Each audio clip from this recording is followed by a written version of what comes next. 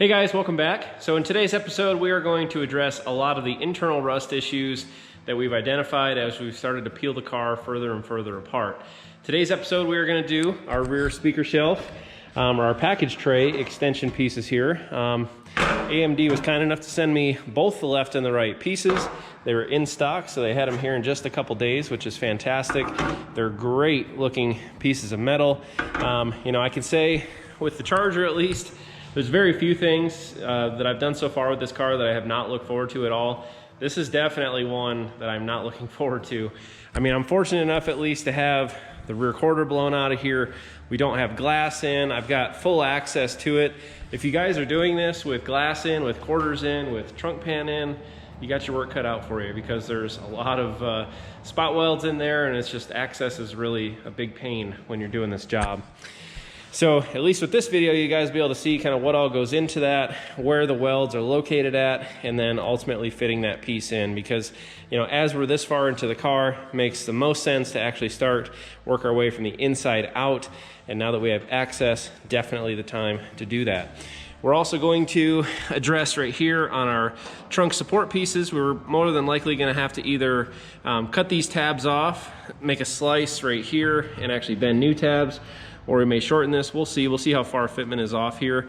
And then also with adding those 2.5-inch mini tubs in here, we won't have to make any frame modifications, but we will definitely have to cut back where this back seat pan is sticking out. So more than likely almost all the way right up until the frame rail we'll have to chop back and clearance a little bit of space for. So with that, I think we are going to first add some support in here, probably just from the top of the frame rail here to the roof of the package tray here. And the reason I'm doing that, once I take out this back support piece right here, right there, there's really nothing else supporting the back of this car. Now granted, there's not a ton of weight pulling down on this, but if I'm gonna cut that out and loosen up those welds, I don't want anything to shift on me. So we're gonna put at least one vertical bar in there for support to hold it in place. But you can see here again, plug welds all across there. We've got perimeter welds here. Actually, a lot of that's already taken out for me, so the air chisel should make pretty quick work of that.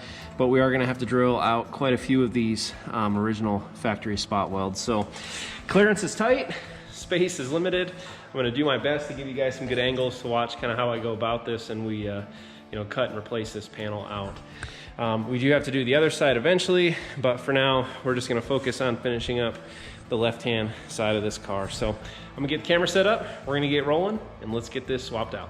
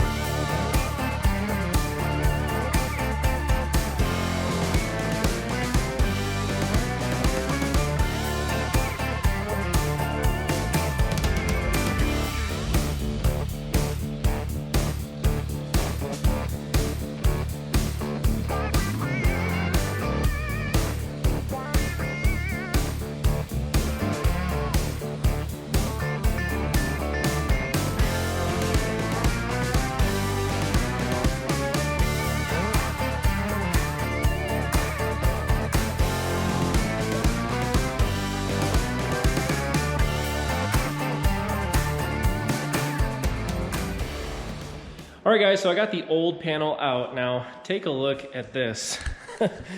This is what the panel is supposed to look like, okay? And this is what we have left. You can see from this strip right here, pretty much all of it from there over completely gone. Yeah, no bueno. Now, unfortunately, the inside of the car does not look a whole much better than that. And so we're gonna end up having to do quite a bit of rust repair on this. We knew that going in, but now that everything's opened up, exposed, we really kind of see the extent. So just looking outside in, you know, we're gonna have to throw in a couple little patch pieces here, fix some of this. We've also got some of this channel right here that's eaten away as well. Yeah, these are just the spot welds here that ended up tearing out, but we'll fill those once we actually weld the new panel in. Looking at the inside here, you can see it's all in weld through primer right now. So, you know, we've got some issues to address over here. This is kind of the inside of that I already showed you guys, but you know, nothing too crazy. Again, I say nothing too crazy. It's all fixable. Really anything on this car is fixable, but that stuff totally doable with just some real simple patchwork, and we'll make it like new. Let's go ahead, let's grab our new panel and actually get it up here and see how it fits.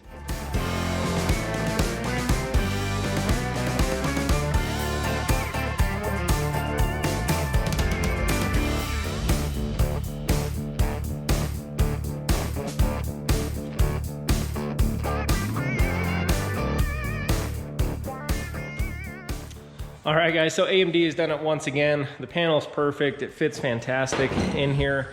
It's got a nice little flange here that sits underneath of the rear package tray. The little ear extends down there exactly as it should, and then up into there. That's what it's actually supposed to look like. It's also supposed to fit tight against our C-pillar support here, which it does. We can pull that right in with a set of clamps, and we'll be able to pull that tight, and we have really good access all the way around the entire panel. You can see here where it mounts onto our wheelhouse as well. Yeah, nothing more to really say other than it fits fantastic, and of course it's well worth the money. So we're going to pull this back out, and I'm going to start addressing some of the rust repair issues on this. That way we can actually get that welded back into the car, because I tell you what, once that was cut out, there is not any supporting structure here, okay? The body wants to move all over the place back here, so I'll feel a whole lot better.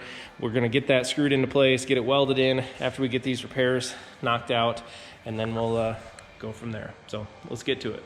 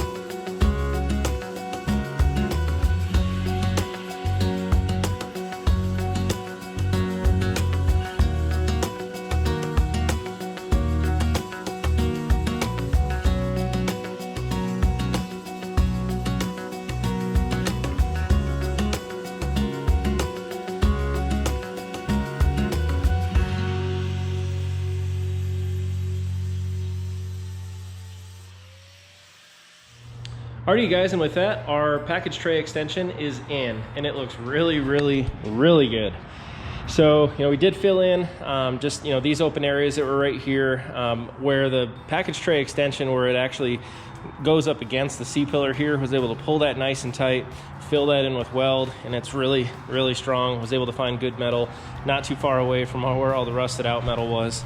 You can see here on the inside, just went through, we ground down all of our welds. Really, really nice, tight fit. Here on the bottom side, same thing.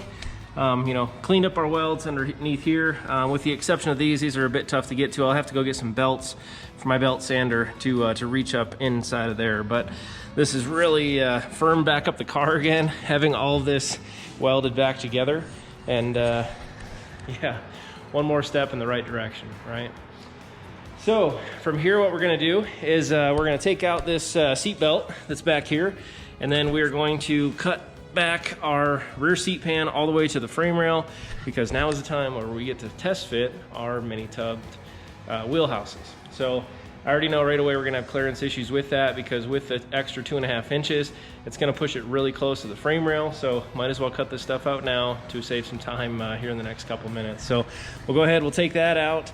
We'll slice this back to the frame rail here on this side. Pretty sure this is also gonna give us a headache here, but I'll try to bend these tabs up out of the way so that way I can get it in there. Because what I might be able to get away with is actually just cutting it off, slicing up on the corners, and actually rebending this to make new tabs and not have to slice it up here like I was originally thinking. So let's grab our grinding wheel, let's get this rear pan cut out, and let's get to test fitting our wheelhouses.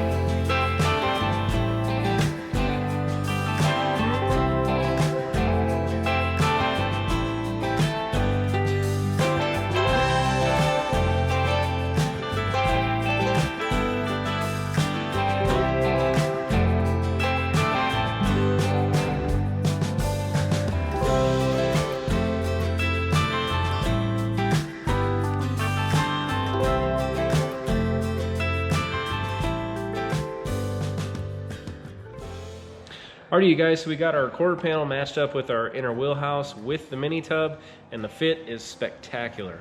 Honestly, I think you guys, I got very, very lucky in getting it to match up the first time. I could have fiddled with it for 5-6 fit checks, drilled a whole bunch of holes, but thankfully I did not have to do that. It actually matched up really, really well.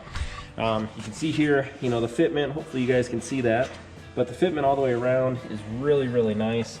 I would say at most, maybe right here, I've got about maybe 1/8 of an inch, if that, and all you have to do there is pinch it with clamps.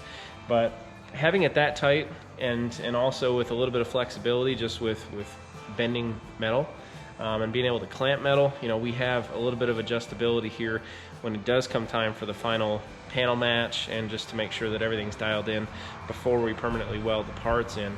But we still got a little bit of play, a little bit of adjustment that we can do there.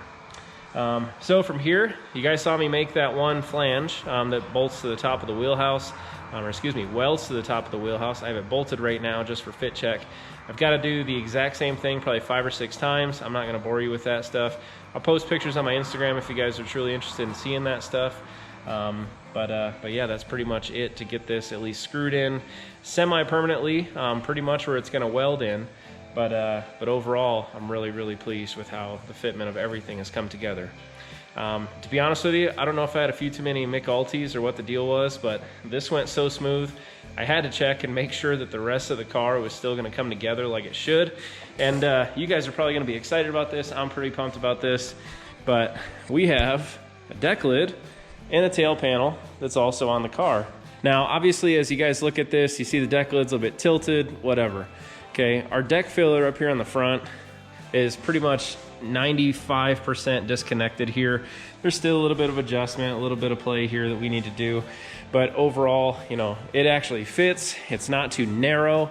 One issue, not saying it's AMD sheet metal whatsoever, but I've read on the forums and stuff, people saying that quarter panels are, you know, 1/2 inch too short on each side. I took some measurements across here. This side matches up exactly to the other side. So I don't know if you can get much better panels than that. Now, as I was taking measurements, I noticed this giant ass gap right here between my deck filler and the back of the car. And it sent me into a panic, to be honest with you. I said, what the hell did I do wrong? So it sent me scrambling a little bit. I took some measurements, but total dumbass move. Completely forgot that there's actually this tail panel extension or filler, whatever you want to call it.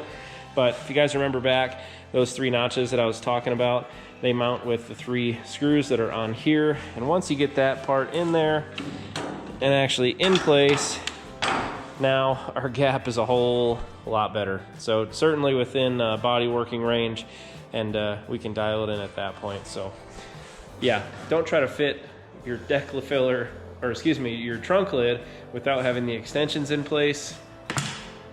Yeah.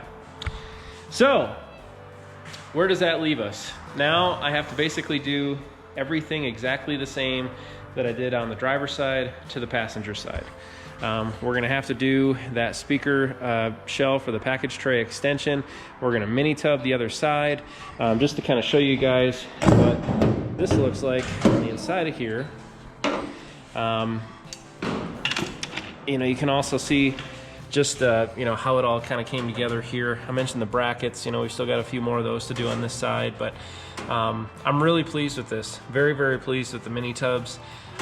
Going the 2.5 inches, you know, I don't have to modify the frame rail whatsoever. I still have enough room to slip the trunk pan between the wheelhouse and the frame rail, and you know, have enough room to weld that in just fine, without any modifications whatsoever to our frame rails. And again, you know, 2.5 inches does not seem like a ton of space, but man, the difference is pretty significant inside the car. I mentioned to be able to fit a 16 3/4 inch wide tire in the back wheels on this thing, so pretty awesome. But yeah, do this on that side. So I'm probably not going to document it too much, guys. You've already seen me do it in pretty good detail here with the driver's side, but I'll definitely do a time lapse and you know, of course, highlight any issues or any bumps in the road that I have, or any surprises with more rust that I'm not expecting right now. So I'm expecting about the same amount of rust on that side as well. So, but I think that's gonna do it, guys. Yeah, if you haven't done so yet, of course, hit that subscribe button. Thank you guys so much for the comments, the support. You guys have probably noticed I pretty much reply back to every single piece of feedback, positive, negative, whatever. I just really, really appreciate the support, you guys. So with that, take care, be safe, and we'll see you next time.